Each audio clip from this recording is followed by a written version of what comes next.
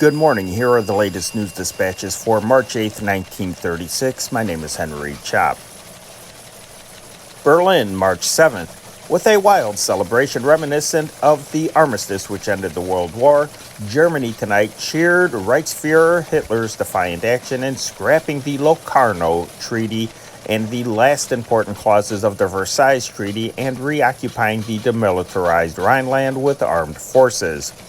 While the rest of Europe talked of the possibility of war, thousands of Germans marched through the streets of cities and towns in torchlight parades, jubilantly singing Deutschland über alles, the Watch on the Rhine, and the Hortwessel song. London, March 7th. After a complete diplomatic canvass of continental capitals, especially Rome and Paris, British government authorities view the situation arising from Reichsfuhrer Adolf Hitler's military march into the Rhineland and denunciation of the Locarno Treaty as serious, but as causing no need for panic. The gravity of Hitler's move is mitigated somewhat in the British view by his promise to return to Geneva and his offer to negotiate a Western Air Pact. Paris, March 7th. Faithful to the memory of the late Raymond Poincaré, France's wartime president, this nation tonight turned its back on Reichsfuhrer Adolf Hitler's offer of a new Locarno Pact and invoked the rigors of the Covenant of the League of Nations.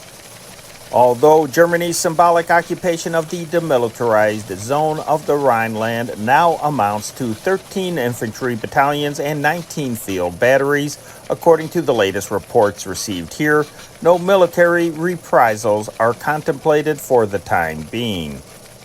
Sunday leaves for Army men were canceled in the border districts, and 200,000 troops are standing by their guns in France's underground fortifications along the German border. Tokyo, March 7th. Japan paused tonight in the midst of a grave domestic political crisis to consider Germany's denunciation of the Locarno Treaty and moving of troops into the demilitarized Rhineland. Official spokesmen, excited by the Reichsfuhrer's declaration, declined to comment. Authoritative quarters, however, expressed the belief that Hitler's speech would find a sympathetic audience in Japan, since Tokyo shares Berlin's dislike for the Franco-Soviet Pact of Mutual Military Assistance. Dispatches from Berlin and Paris were given prominence in early editions of morning papers, with news of the struggle to form a new Japanese cabinet relegated to second place. Washington, D.C., March 7th. The United States tonight stood coolly aloof on the sidelines as an interested spectator of the developments following the swift stroke of Reichsfuhrer Adolf Hitler in shattering the last vestiges of the Versailles Treaty. In official quarters, it was said that this government will take no part in any negotiations or controversy resulting from the denunciation of the Locarno Pact and reoccupation of the Rhineland. No official statement was made by the State Department, however. Rome, March 7th.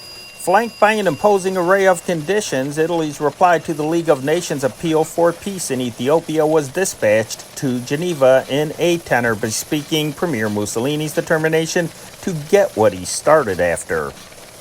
The reply resolved itself down to this after a meeting of the cabinet. Italy's peace conversations will be conditioned on the realization by both the League and Emperor Haile Selassie that Italy is in Ethiopia to stay, both in territories already conquered and in others where a semi-mandatory influence will be wielded.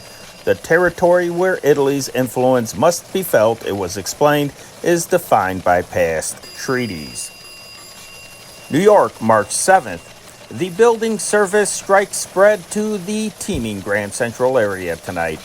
Timing their drive to hit the weekend transient business, strikers strove to disrupt Gotham's hotel and theatrical centers. By ordering walkouts at 600 hotels, they created a situation that was called serious as it affected weekend receipts. At the same time, the striking workers tightened their picket lines at holdout apartment houses. A definite falling off of weekend reservations was reported by theaters and nightclubs. Don't forget to subscribe to this channel and ring that bell. If you would like to follow World War II through the news and pop culture in chronological order, don't forget to follow us on Patreon. A link is in the comments to this video. You just heard your morning news dispatches for March 8th, 1936. My name is Henry Chop. Have a swell day.